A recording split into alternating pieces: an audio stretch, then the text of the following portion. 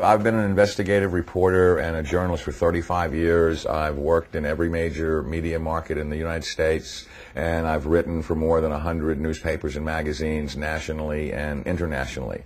So last September 17th, I became the first journalist in U.S. history to go to the U.S. National Archives and the Library of Congress and pore over the thousands of pages of documents in both places to prove beyond a shadow of a doubt or any refutation of the facts that Prescott Bush, the grandfather of George W. Bush, and George Herbert Walker, his maternal great-grandfather for whom his daddy is named, were Nazi traitors to the country who should have been tried for treason. 2 weeks ago, in early August, a major world newspaper, The Guardian of London, finally got on the story internationally, and they flew a renowned reporter of theirs named Duncan Campbell over to Washington to take me back to the archives and Library of Congress so that they could verify that these explosive documents were real and I didn't have forged copies. Prescott Bush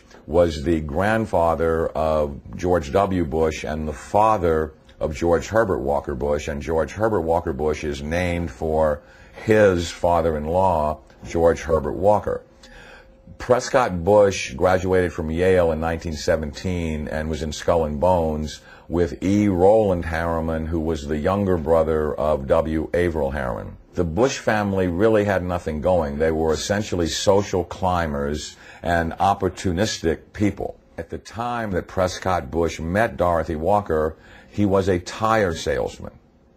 And George Herbert Walker, as all fathers do when their daughter's going to marry someone, said in his heart, you know, it's not an appropriate thing socially that my daughter marry a tire salesman. So he brought Prescott Bush first into Brown Brothers Harriman and then Union Banking Corporation. In actuality, it was anything but a bank. It was essentially a Nazi money laundering operation that had a lot of tentacles into a lot of different other businesses. They owned a shipping line called Hamburg American Line, for example, which was the first Nazi front business seized, although the line was no longer operational in 1942.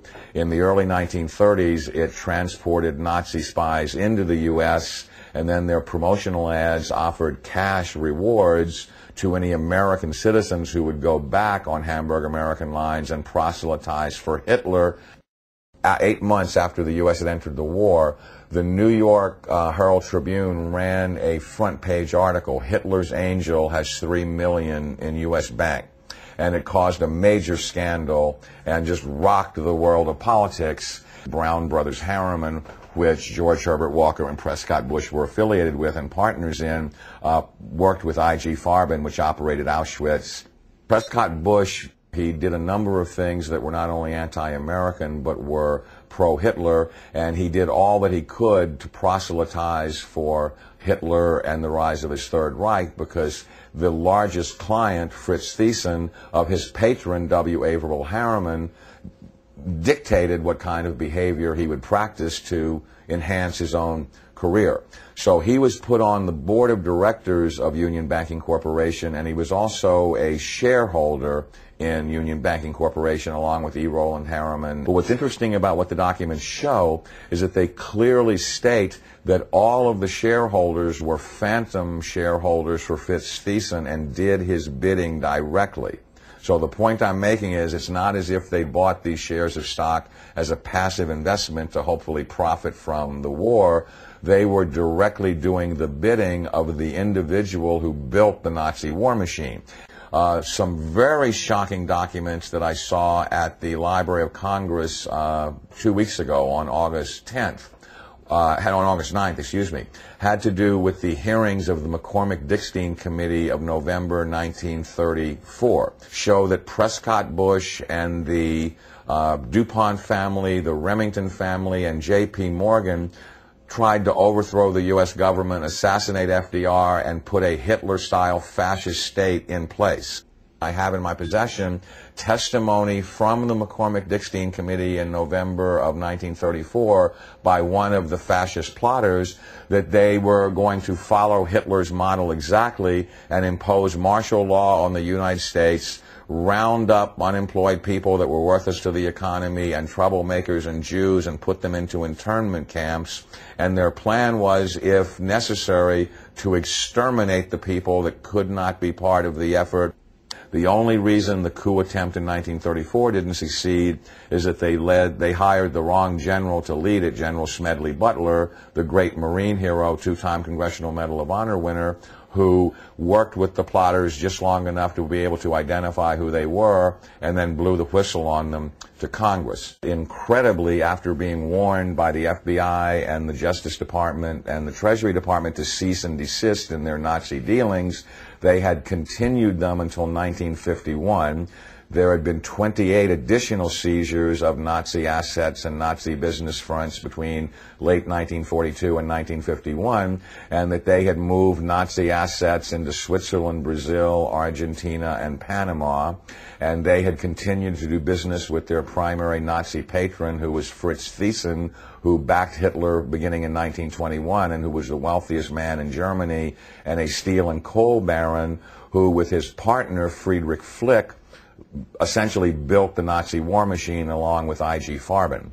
In 1951, when Fritz Thyssen died in Argentina, Union Banking Corporation was liquidated by the U.S. government, and Prescott Bush received $1.5 million for his holdings in his Nazi business, and that was the beginning of the Bush family fortune for all intents and purposes. George Bush doesn't take his philosophical foundation from the Bible or the teachings of Jesus in the Sermon on the Mount. George Bush takes his inspiration from what he learned in Skull and Bones and from the Thule Society that Hitler and Goebbels and Goring cut their teeth in, Bohemian Grove, these evil organizations that perpetrate the ugly things that these criminals are doing to this country for which they must be held accountable. Now you look at the Republican National Convention this week, and you bring in Arnold Schwarzenegger to speak last night. Schwarzenegger is the son of a Nazi. He has praised Nazis. He has praised Hitler. He talked last night in terms like, we will not falter, we will not waver, we will win this war on terror. He's a leader who doesn't flinch, who doesn't waver, and does not back down. Well, that's exactly the speeches that Hitler made after the Reichstag fire. Terrorism and the homeland being under attack are precisely the issues that Hitler used to subvert everything within the German system of government. This is a criminal regime. They not only emulate Hitler, but its genesis comes from Hitler. And I defy anyone, a historian, journalist, author, anyone, to come forward and disprove my premise that you cannot differentiate Hitler's invasion of Poland in 1939 and the Reichstag fire and his attempt to dominate the world from George W. Bush's unprovoked invasion of Iraq and subversion of the Constitution through the Patriot Act after 9/11, which I submit is his Reichstag fire. Karl Rove and his minions are every bit the masters of propaganda that Joseph Goebbels was. They literally took lessons from Goebbels and Goring about how to create such brilliant propaganda that unreality can become reality, and reality can be subverted to fantasy, political subterfuge right before your eyes. So there's just an endless broken record that is leading up to the present era, that the Bush family has had a single goal for 100 years, which is to become the most powerful family on the planet and to rule the world. And they are on the verge of doing that under George W. Bush. It's critical that every citizen of this country rise up and do something, because the day of reckoning is at hand, and these people are Nazis. They are practicing Nazi philosophy. They are mimicking Nazi tactics, and time is running out.